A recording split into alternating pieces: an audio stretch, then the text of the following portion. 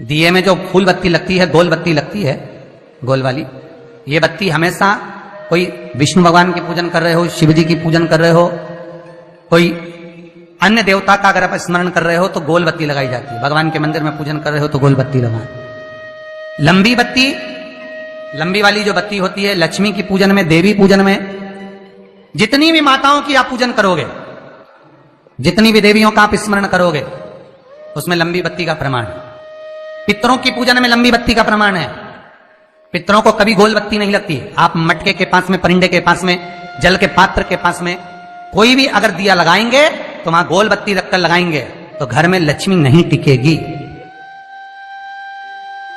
कई लोग कहते हैं कि परिंदे के पास, मटके के पास में, पानी के स्रोत के पास में जहां जल भरते हैं, हंडा रखते हैं, टंकी रखते हैं, वहां पर मटके के पास बत्ती लगाओ, दिया लगाओ, पितर शांत रहेंगे। तो पितरों को शांत करो, मना नहीं है, पर दिया लगाने का नियम है कि पितरों को अगर आप दिया लगा रही हो मटके के पास, परिंदे के पास, या अमावस्या के दिन पितरों के लिए अगर दीप लगा रही हो तो गोल बत्ती अगर लगाओगी तो कार्य कभी सफल नहीं होगा। धन आएगा जाएगा, टिकेगा नहीं। इसलिए पितरों के लिए अगर दिया लगाना है, पूर्वजों के लिए दिया लगाना है, पितरों के लिए अगर दीप लगाना है तो लंबी बत्ती लगाइए। लंबी बत्ती, महाराज लंबी बत्ती का प्रमाण हमारे यहां शास्त्र का, गोल बत्ती का प्रमाण। और सुंदर चरित्र कहा, यदि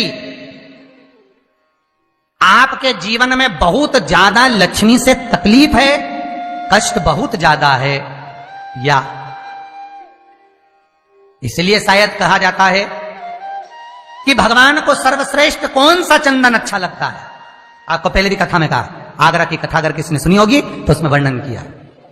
भगवान को सर्वश्रेष्ठ चंदन कौन सा, भगवान को सर्वश्रेष्ठ चंदन कौन सा प्रिय है, वो कौन सा चंदन है जो भगवान विष्णु को लगाएं, राम को लगाएं, कृष्ण को लगाएं, वो कौन सा चंदन है जो श्री हरि को लगाया जाए। तो जीते जी भगवान विष्णु एक बार गले लगाते हैं, उसको कहते हैं हरि चंदन। कौन सा चंदन है? हरि चंदन। हरि चंदन बाजार में नहीं मिलेगा, हरि चंदन आपको बनाना पड़ेगा। कैसे बनाना है? तुलसी जब सूख जाए उसकी जड़ को निकाल लिया जाए, वो जड़ को पानी में धो लिया जाए, धोने के बाद उसको सिलवट्टे पर, पत्थर पर घिसा जाए, और घिसकर उसमें थोड़ा सा कुंकू, रोली डालकर तैयार कर कर जो भगवान विष्णु के मस्तक पर, कृष्ण राम के मस्तक पर लगा देते हैं, और उसकी एक बिंदी अपने हृदय पे लगा लेते हैं। जीते जी भगवान एक बार उसको गले लगाते ही हैं। हरि चंदन प्रियता। जैसे शिव महापुराण में रुद्र चंदन का भाव है, शिव महापुराण में रुद्र चंदन का प्रमाण दिया जाता है। अगर आपने लिंग पुराण पढ़ी हो तो उसका 5वां स्कंद अवश्य पढ़िएगा महाराज, और शिव महापुराण अगर पढ़ रहे हो तो उसका कुमार खंड पढ़िएगा, जिसमें रुद्र चंदन का प्रमाण है। रुद्र चंदन कैसा? रुद्र चंदन का प्रमाण कैसा? तो महाराज कहा, चंदन घिसकर, पीला चंदन घिसकर उस चंदन को 3 मुखी रुद्राक्ष पर लपेट लिया जाता है। 3 मुखी रुद्राक्ष पर उस चंदन को लपेटा जाता है। लपेटोगे, उसके बाद उसको ऐसा गोल करोगे तो एकदम चिकना हो जाए, एकदम चिकना, ठीक है, एकदम चिकना हो जाए। और उस चंदन को आप शिवरात्रि के दिन, और कोई से भी महीने की शिवरात्रि, किसी भी महीने की हो, सब फलदायी होती है। अगर आप पंचांग में देखेंगे तो शिवरात्रि लिखी हुई आती है, हर महीने शिवरात्रि पड़ती है। किसी भी महीने की शिवरात्रि पर रुद्र चंदन, अर्थात जो चंदन का आपने 3 मुखी रुद्राक्ष में लेपन करा है, उसका गोला बनाया है, वो चंदन अच्छा मोटा मोटा कर लेना, अच्छा बढ़िया, ऐसा नहीं थोड़ा बहुत ही लगा, पूरा रुद्राक्ष दिखना नहीं चाहिए। पूरा लपेट कर उसको शंकर के शिवलिंग पर ले जाकर रख दीजिए, और फिर धीरे धीरे शंकर भगवान का जल अभिषेक करना प्रारंभ कर दीजिए। वो चंदन पूरा धीरे धीरे शंकर के शिवलिंग पर डलना चाहिए। शंकर के मूल मंत्र श्री शिवाय नमस्तुभ्यम का जाप करिए। यह कहलाता है रुद्र चंदन। इस चंदन के अभिषेक से महाराज जो काम नहीं होता, आप कर कर उस कार्य को प्राप्त कर सकते, सिद्ध कर सकते। रुद्र चंदन, हरि चंदन, रुद्र चंदन, ये वो चंदन है जो जीवन का सुख प्रदान करने वाले, हरि तत्व देने। मंगल है, राहु है, केतु है, दशा बेकार चल रही है, लक्ष्मी नहीं आ रही, कष्ट बहुत है, फैक्ट्रियां नहीं चल रही, कहीं मत जाओ, मेरे शिव की शरण में जाकर एक बार शिव महापुराण को पूरी सुनो, शास्त्र के हटकर कुछ नहीं बोलेंगे।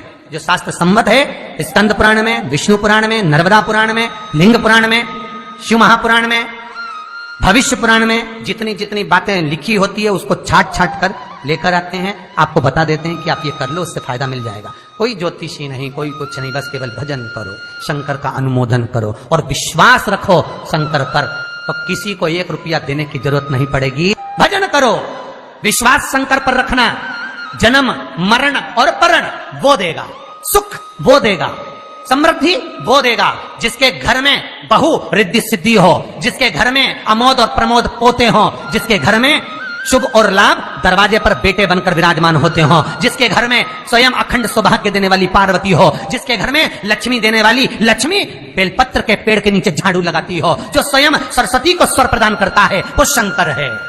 जब सब कुछ उसके पास में है, कुबेर का खजाना वो चोर को दे देता है, जब सर्वस्वता उसके पास है, तो आप इधर उधर डोलते क्यों हो?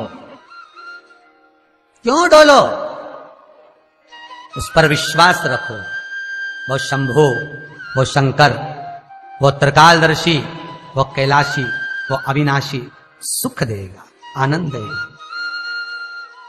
पाने का तरीका केवल उसको रिझाओ।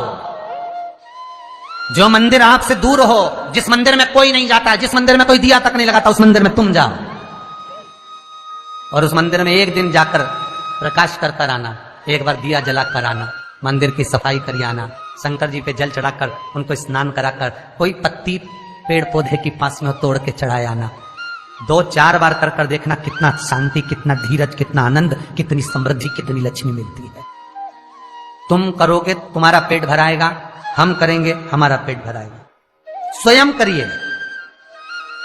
तो ब्रह्मलोक के देवता ब्रह्मा हैं, वैकुंठ के देवता भगवान विष्णु हैं, और मृत्यु लोक का अगर कोई देव है तो वो महादेव है, केवल शंकर, केवल शिव, मृत्यु लोक का देव।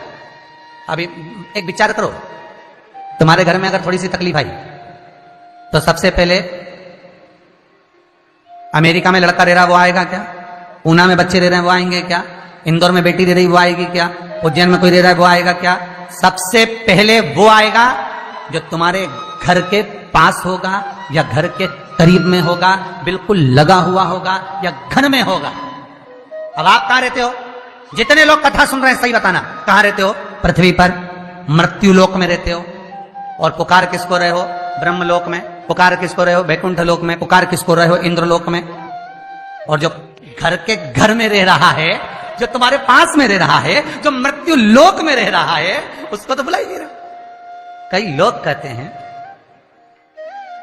मृत्यु लोक। कई लोगों की आदत है, पड़ोसन को तो खूब चाय पिलाएंगे, पड़ोसन की काकी के तो खूब पांव पड़ेंगे, पड़ोसन को तो चाय भी पिलाएंगे ना, इतना घूंघट रही ना, धोप भी लगाएंगे, पड़ोसन को तो खूब प्रणाम करे, पड़ोसन को तो खूब नमन करे, पड़ोस की काकी के ना, मौसी के ना, चाची के ना, इनके ना उनके। और घर की सास को तो कभी पाँव नहीं पड़े, 30 त्योहार पे भी बस यही हाल है। जितना पड़ोसी है नहीं, जितना देवी देवता सबके तो धोख लगाए, सबके ने प्रणाम करे। और जो सास घर में बैठी है, महादेव जो मृत्यु लोक का देव है, इसके तो प्रणाम ही नहीं करे। तो किसी ने शंकर भगवान से पूछा, भोलेनाथ सब भगवान इधर, ये देवता का नाम, वो देवता का नाम, वो देवी का नाम, वो देवता का नाम सब ले, और तुमको तो कोई पूछे ही नहीं। शंकर भगवान बोले, भले नहीं पूछे, मरने के बाद तो मेरे पास ही आएगा। मेरे ससुर ने मुझे श्राप दिया है, दक्ष प्रजापति ने, शंकर मैं तुझे श्राप देता हूं कि तू शमशान में निवास करेगा। शंकर भगवान कह रहे, मैं तो शमशान में रह रहा हूं, जीते जी नहीं आएगा तो मरने के बाद तो आएगा। बापड़ा ऐसी गीली लकड़ी में जलाऊंगा, 3 दिन ठंडा नहीं करने दूंगा।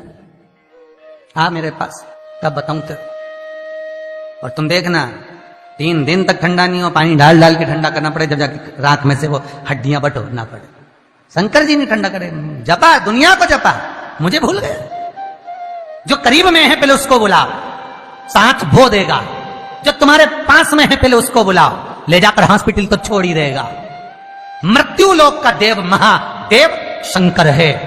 कष्ट भी हो तो पहले उससे कहो, दुख भी है पहले उससे कहो, रोग भी है पहले उससे कहो, अदालत में केस भी चल रहा है उससे कहो, पेशी करने जा रहे हो पहले उससे कहो। उसको कहो कि मैंने अब तेरे भरोसे पर सब सो